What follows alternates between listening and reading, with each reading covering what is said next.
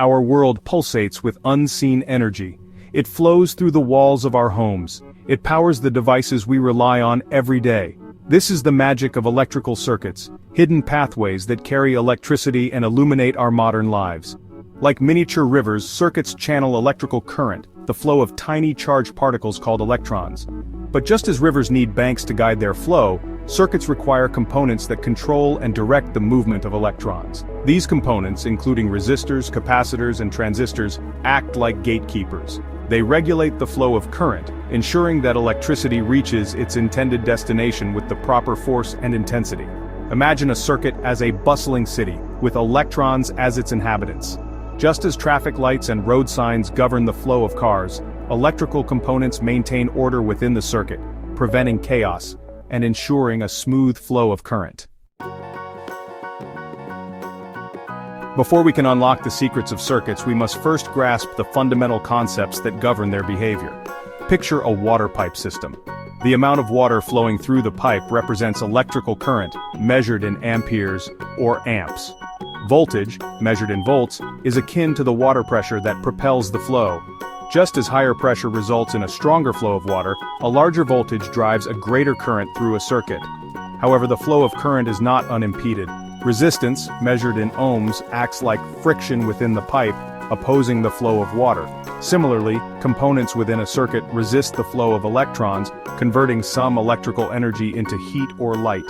The higher the resistance, the more the circuit impedes the current, just as a narrower pipe restricts the flow of water. Now that we've established the basic ingredients of electrical circuits, let's explore the elegant relationship between voltage, current, and resistance, as defined by Ohm's law.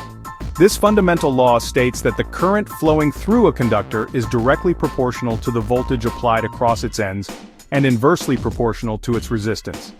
In simpler terms, increasing the voltage pushes more current through, while increasing resistance reduces the current flow. Imagine a garden hose connected to a faucet. The water pressure from the faucet represents the voltage, while the flow of water through the hose represents the current. If we increase the water pressure or voltage, more water or current flows through the hose.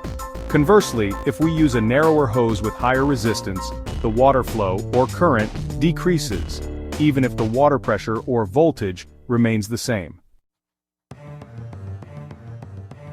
Ohm's law can be expressed mathematically as I equals V divided by R, where I represents current, V represents voltage, and R represents resistance.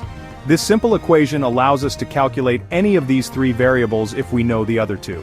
For example, if we know the voltage across a resistor and its resistance, we can easily calculate the current flowing through it. Similarly, if we know the current and resistance, we can determine the voltage.